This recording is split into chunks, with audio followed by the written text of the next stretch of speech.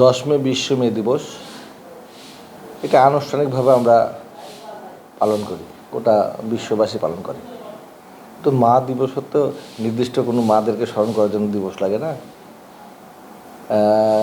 মানে মা এমন একটা শব্দ, এর মধ্যে একটা যে কোনো একটা মানুষের সমস্ত অনুভূতি, আবেগ, চাওয়া পাওয়া, উচ্ছ্বাস, বিশেষ করে আমাদের মতো যাদের মা নাই, তাদের বিষয়টা আরও ভিন্ন।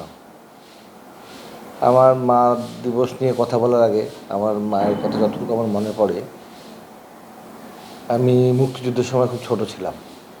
তো আমরা শহর থেকে আমাদের গ্রামের বাড়ি চলে গেছিলাম।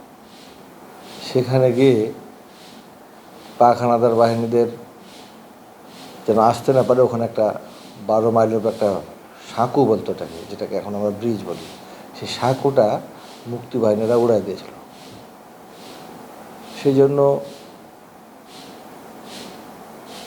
মানে আমাদের ওই গ্রামের মানুষজন আশঙ্কা করেছে যে কিছু একটা হবে।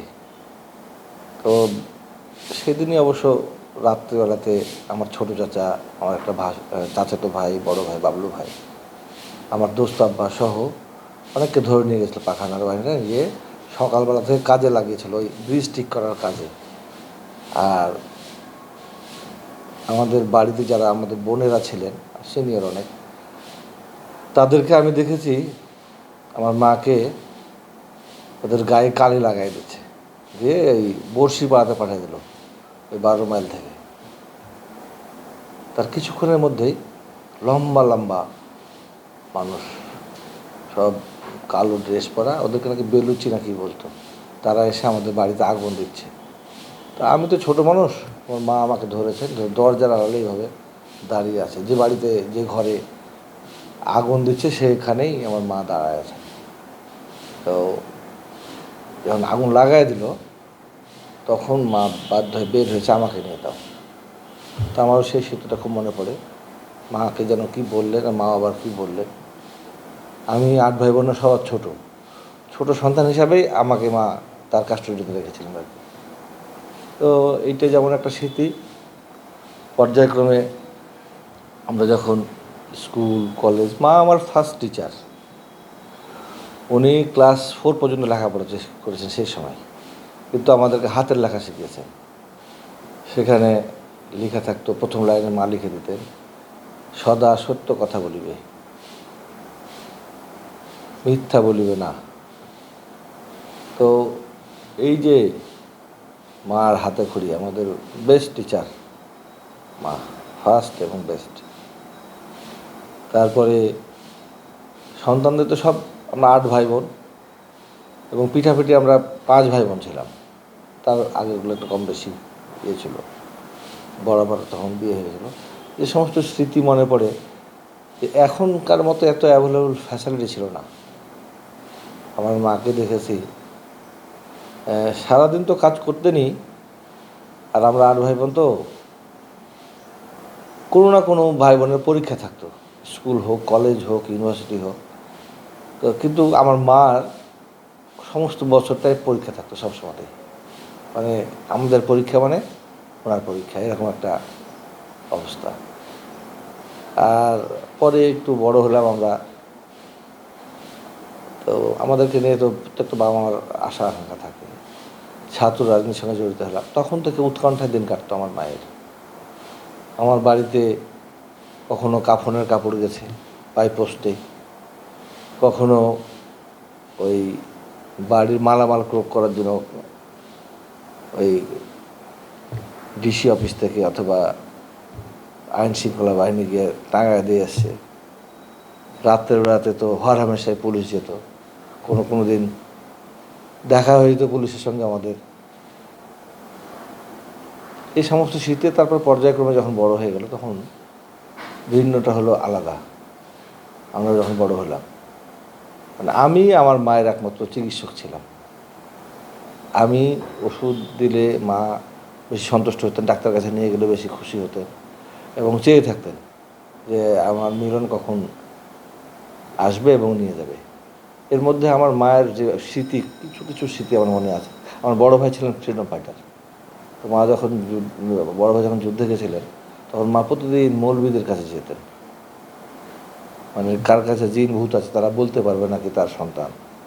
তার মানে আমি এটা বলতে চাচ্ছি যে মায়েদের কাছে আসলে কোনো সন্তানই ছোট না, প্রত্যেকটা সন্তানই হচ্ছে সন্তান। এবং মাকে আমি দেখেছি পাগলের মতো সেই সময়তে বিলাপ করতো আমার বড় ভাইকে নিয়ে।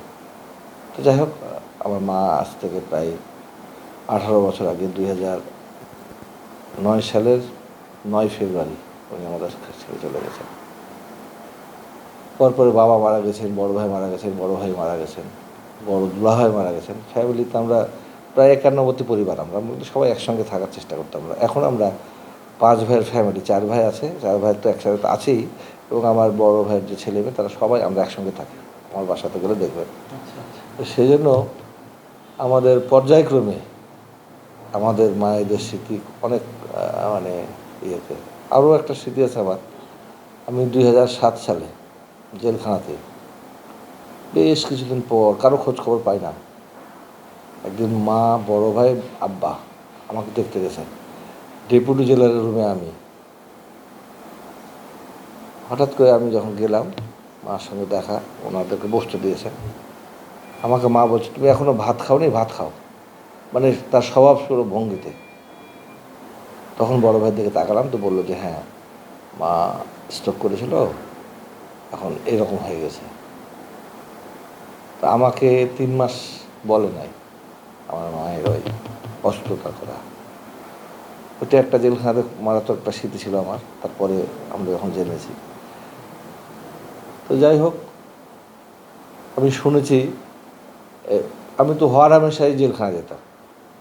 তো আসার পরে মা করতেন কি, যখন শক্তিশালী ছিলেন তখন ওই বাড়িতে আসলেই সবার কাছ থেকে কেড়ে নিয়ে এই বাথরুমে ঢুকে দুধ গায়ে ঢেলে দিতেন, একটু দুবড়ে দিতেন, আর বিলাপ করতেন, আর একটা একটা করে থাপ্পড় মারতেন, তুই আমাকে মেরে ফেলবি, তুই আমাকে মেরে ফেলবি। হ্যাঁ, যাই হোক, আমি হাসতাম। আমি কিন্তু কখন আমার মায়ের সামনে আমার মন খারাপ, আমি কষ্টে আছি, এগুলো বুঝতে দিতাম না। এবং এটাই স্বাভাবিক আমাদের জীবনের ট্র্যাজেডি। তো আমার মা এক হাজার যেমন আমার শিক্ষক, এবং আমাদের ফ্যামিলিটার বন্ডিংটাও মায়ের কারণেই এখন পর্যন্ত। খুব অতিথিপরায়ণ ছিলেন আমাদের বাসায়। আগে তো বুঝতাম না, পরে যখন আমাদের সহকাবার বিয়ে শাদী হলো, ভাই আমার ভাইয়ের বউরা সবাই থাকতো, তখন উনি অসুস্থ হয়েছিলেন। কেউ আসলে জিজ্ঞেস করতেন যে ওকে খেতে দিয়েছ কি না। আমাদের বাসায় থেকে আমার মনে আছে, আমার মেজব্বা, আমার ছোট ফুপা, আমার একটা দুলা ভাই, আমার একটা ফুফাতো ভাই, এরা সব লেখাপড়া করতো শহরে থাকার কারণে, এবং সবাইকেই মা দেখাশোনা করেছে। আমাদের ফ্যামিলিতে খুবই জনপ্রিয় ছিলেন আমার মা। আমার মায়ের ফ্যামিলিতেও খুব জনপ্রিয় ছিলেন, আমাদের বাবার ফ্যামিলিতেও খুব, এবং তাকে খুব আমরা দেখেছি, তার দেব, তারপর হচ্ছে তার ছোটো ভাইয়েরা যারা আমাদের মামা টামারা আছেন, তারা খুব রেসপেক্ট করতেন। আমরা I am proud of my mother. আজকে বলতে ইচ্ছা করছে, মা আমি তোমাকে খুব ভালোবাসি, যেটা বলা হয়নি, কখনোই বলা হয়নি। তো মায়েদের কথা শেষ নাই। রেজাল্ট, মা প্রত্যেকটা পরীক্ষার সময় সকালবেলাতে গরম ভাত, ডিম ছাড়া, ডিম খেতে দিত না। কে তাকে বুঝিয়েছিলেন যে ডিম খেলে পরীক্ষা ভালো হয় না। তো যে কোনো একটা ভালো কিছু আমরা খাওয়া দাওয়া করে তারপর পাঠাতেন, এরকম ছিলেন। আর প্রতি রাত্রে জেগে থাকতেন, যে সকালে আমরা অনেক সময় তো হয় না, একটু আগে ঘুমায় গেলাম, আর শেষ রাতে উঠে আবার রিভাইজ দিয়ে তারপর খেতে যাব, সবার ক্ষেত্রে তাই করতেন। আমার বোনরা তো সব রাজশাহী ইউনিভার্সিটিতে পড়তো, রাজশাহী কলেজে পড়তো, আমরাও সেভাবে পর্যায়ে আমি লেখাপড়া করেছি। সবাইকে, শুধু আমাকে না, সবাইকে। তো আমাদের মাদের জন্য আমাদের বক্তব্য যে একটা ফ্যামিলিতে যদি মা ঠিকমতো গাইড করতে পারে, তাহলে সেখানে জাতি, একটা ভালো জাতি গঠন হবে সেই দেশে, সেই অঞ্চলে, সেই এলাকায়। তো সেই জন্য আমরা দেখেছি যে আমাদের রাজনীতি করা লোক আমরা, যে আমাদের প্রিয় নেত্রী, দেশনেত্রী বেগম খালেদা জিয়া, উনিও আমাদের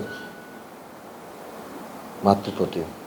এবং আমরা তাকে সেরকমই চোখে দেখতাম এবং তারও ওরকম ভালোবাসা ছিল, স্নেহ ছিল, অনুশাসন ছিল, আমাদেরও মান অভিমান ছিল, যেমন নিজের মায়েদের কাছে থাকে দেশনেত্রী বেগম খালেদা জিয়ার কাছেও ছিল। আজকে কেউই নাই, তাদের স্মৃতিটুকু আছে। তা আমরা চেষ্টা করছি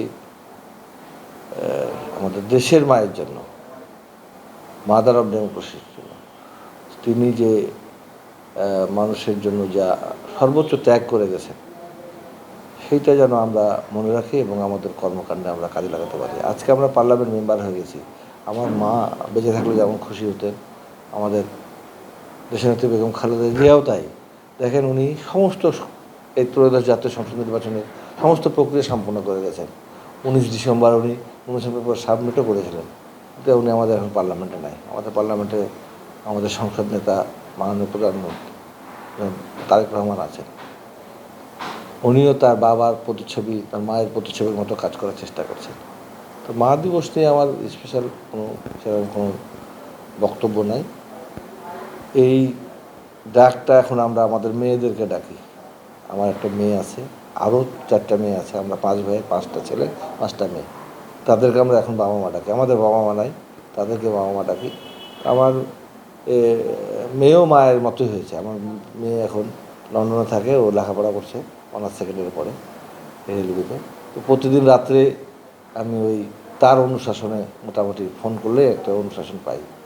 এই সমস্ত স্মৃতি নিয়েই আমরা আমাদের মাদেরকে আমাদের মাঝে সারা জীবনের মতো জীবিত রাখতে চাই এবং তাদের কর্মকাণ্ড নিয়ে আমরা আমাদের পথ চলা যেন আরও স্মুথ হয়, মধুর হয়। তবে মারা কখনোই কোনো সন্তানের, নিজের সন্তান তো নাই, কারো সন্তানেরও কখনো খারাপ চান না।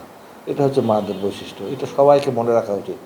কোনো মা কোনো সন্তানের জন্য কারো কোনো সন্তানের অনিষ্ট চায় না। এটা মাথায় রেখে মাদের পাশে থাকা এবং সাথে থাকার, সেবা করার সুযোগ নেওয়া। এই কথা প্রসঙ্গে মনে হচ্ছে আর আল্লাহ তাআলা আমাকে সুযোগ দিয়েছিল মায়ের সেবা করার। আমরা চেষ্টা করেছি।